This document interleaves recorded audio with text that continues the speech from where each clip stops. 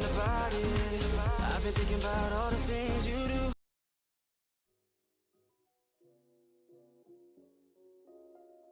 Hey fellow foodies, it's Faye from facefood.com, and today I'm excited to show you our spicy buffalo chicken sandwiches. Alright, so we're going to prep the chicken first, and we're going to start by cleaning it. And typically how we begin to clean them is we're going to place the chicken breast into a very large bowl of cold water.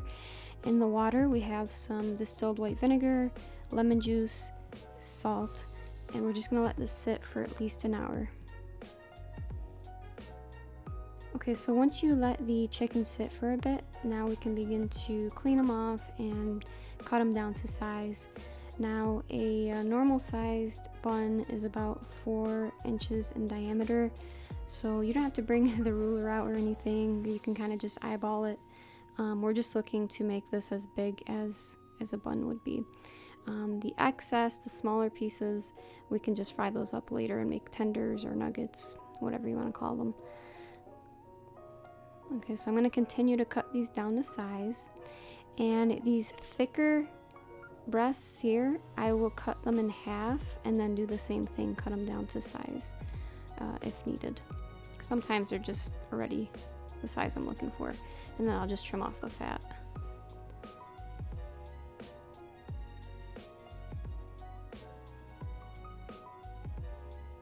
I'm just trying to get rid of excess fat.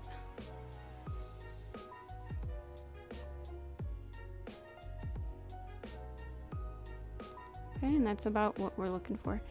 So I'm going to continue to do this until I have all my pieces.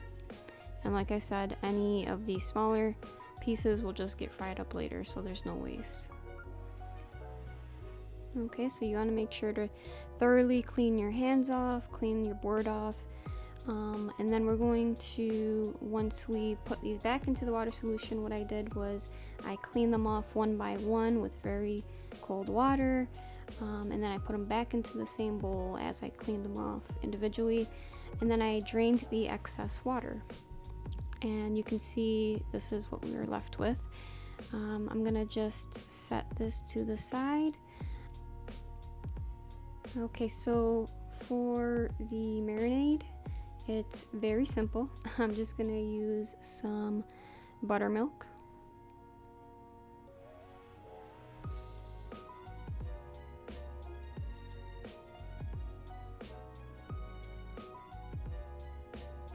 and then I have some smashed up garlic cloves, and I'm gonna put those in our mixture as well.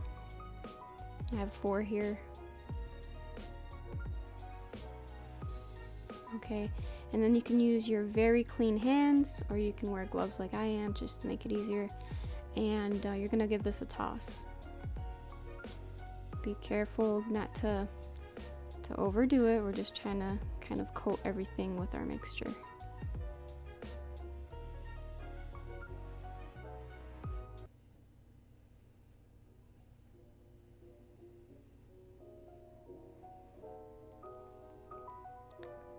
Alright, and that is our marinated chicken. I'm going to cover this with some plastic wrap or some aluminum foil, and then I'm going to place it in the fridge for at least 4 hours, but it is definitely best overnight. So do that if you can. Okay, in the meantime, we'll prep everything else. So next I'm going to show you our version of coleslaw. It's going to start with some garlic, some minced garlic. And this is kind of a Lebanese style coleslaw, a lot of oil, garlic, and lemon juice. So I'm just going to use the prepackaged coleslaw. You can go ahead and, slice up some cabbage if you'd like. I just find that this is way easier. So, certain things you can get away with using prepackaged, and coleslaw is definitely one of them. So I'm just using the Dole Classic coleslaw, and then I'm going to place some mayo in there and some olive oil, and now some lemon juice, and now I'm going to add the salt. And you know, I absolutely do not measure when I usually make this. So I'm kind of fronting for the camera, as they say. But yeah, I wanted to get it as accurate as I can for you guys. So in this case I am measuring, but typically I don't. Alright, so I added in my salt, and I'm gonna give this a thorough mix. And actually, whether I measure or not, I typically give it a taste and see what else it needs. For me, this needed a bit more lemon juice, so I added in more lemon juice, and then I'm gonna give that a mix. And I also did end up adding some more salt, just a bit. You can see I'm giving it another taste. This is about my third or fourth taste. Okay, and I'm just gonna give this a thorough mix. And I'm going to cover this up. This is basically our coleslaw all finished. I also added a pinch of sugar to kind of counteract all the acidity in there. So we gave that a mix, and then we're going to cover this up, place it in the fridge, and this will be ready to go once we're ready. So next, for the dredging station, we're gonna get our egg wash mixed up. It's just some milk and some whole eggs. Very simple. Okay, now we have our flour mixture. It's just some all-purpose flour. We're going to add in some potato starch, and this is what's going to add the nice crunchiness to our chicken. And you can see my brother is actually handling this recipe, just because, you know, sometimes I'm not feeling it. I'm not feeling motivated, or I run out of ideas or whatever. And, you know, just so happened he was making chicken sandwiches this day, so I'm like, okay, let me film it. So that's what we're doing. So he's handling that, and I'm just filming for him, which is nice. It's a nice break. So he added in some salt and some black pepper and some red pepper flakes. And now he's going to add in some paprika. This is kind of where we differ. I'm kind of a purist when it comes to beef and chicken. I just like really salt and pepper. He kind of mixes it up like this. So now he's adding in some kickin' chicken. If you go to Costco, you'll know what that is. Seasoning. Alright, so we're gonna mix this up.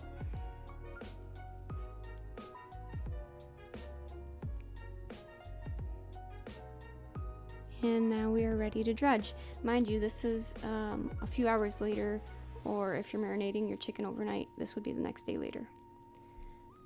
Because this is now, we're ready to go, we're ready to fry.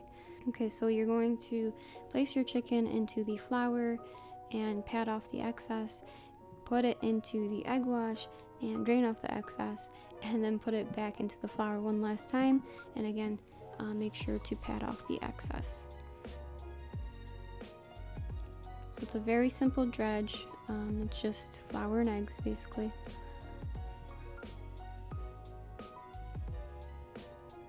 Okay, and make sure you get it nice and well coated. And he likes to kind of pat it in sometimes to help with that. And after you are done, you're gonna place it into a container while you get all the other chicken out of the way. Just make as much as you're gonna need that day. You can always store the rest in the fridge until you're ready to fry the rest off. Of course, this can only be done for up to like 3 days max, so be mindful of that. This does make a ton of chicken, so you can obviously have the recipe, or you can just invite a bunch of family and friends and neighbors and have a good old chicken sandwich time. So it's really up to you. You can always have the recipe as well, if you don't need as much as we're making here. So on this day we fried about 8. It's not nearly what we ate, so even we needed to put some in the fridge. So it happens. This recipe makes a lot, so just keep that in mind. All right, so now we're gonna make the Thousand Island sauce. This is gonna be comprised of some mayo and a bit of ketchup,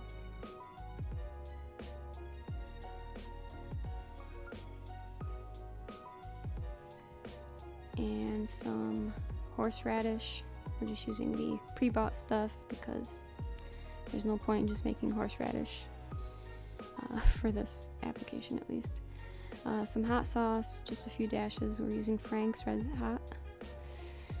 Okay, and then he's going to also add some salt.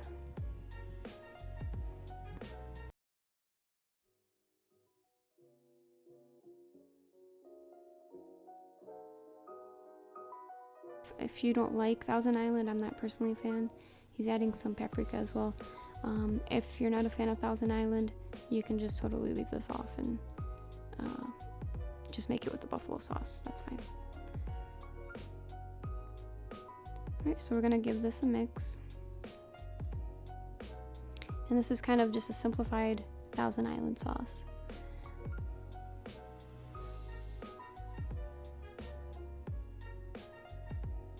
And this is basically ready to go. Alright, so next we're gonna make our buffalo sauce. And we'll use this to place the chicken into right out of the fryer. These are buffalo chicken sandwiches. So we're gonna put some garlic in our bowl, some hot sauce. My brothers are gonna mix it up. They're using Frank's, Valentina's, just a big mix of hot sauce, but you really don't have to go all out. They just like the variety and the spice. I typically, when I make the sauce, just use Frank's, so you don't have to complicate it. But anyways, use your favorite. They're putting about a 1/4 cup of hot sauce total. We have some unsalted melted butter in there. And the reason why we like using unsalted butter is just so we can control the salt once we add it.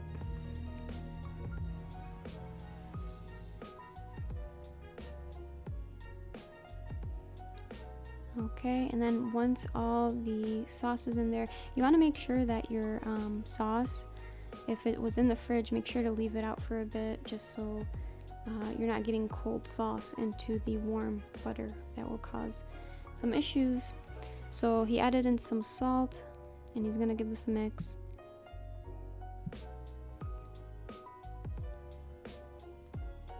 And he's also gonna add in some lemon juice just to kind of counteract that heat, and also some freshly ground black pepper.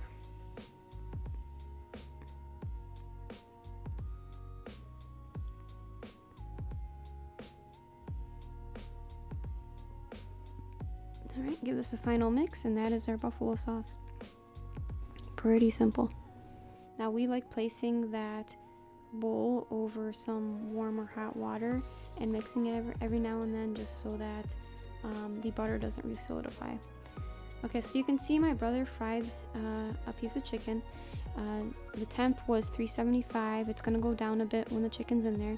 The ideal temp is 350, and we cook it for about 5 to 8 minutes, making sure to flip every now and then to ensure even cooking. And you can see right out of the fryer, he put it into the buffalo sauce that we made, and then he's placing it onto our wire rack, which is lined with aluminum foil just to save on cleanup. Out of the fryer and onto the rack, he also salted it again with some more salt and pepper. And that's that. We're gonna let that cool for just a minute or two while we prep everything else. We toasted up our bun. We're using a brioche bun. You can use whatever bun you like. He's gonna slather that Thousand Island sauce on the bottom bun, and then we're gonna place our nice, deliciously tangy coleslaw on the top bun.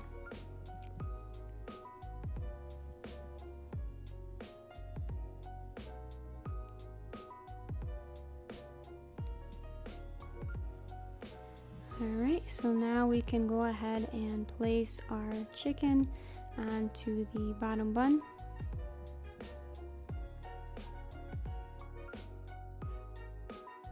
See, it's nice and hot. And then we'll just put the top bun on there. And you can see the juices, just how good it looks already. And that is basically our version of spicy buffalo chicken sandwiches. I hope you guys give this a try. The full recipe will be on facefood.com. Comment below if you have any comments or questions. Let me hear from you. Are you a fan of spicy food like this? Let me know. And subscribe to this channel for more great videos on the way. You can see just how beautifully tender the chicken is, juicy. You get the nice crisp on the outside, the tanginess, and acidity from the coleslaw. It just all works. So give this a try, you will love it. Until next time, guys, I hope you have a wonderful day. I've been reading you to figure what you're down for. I wanna figure out to make it come around. But we should quit the game and settle things right here, right now. I've been thinking about it. I've been thinking about all the things you do. I wanna take you from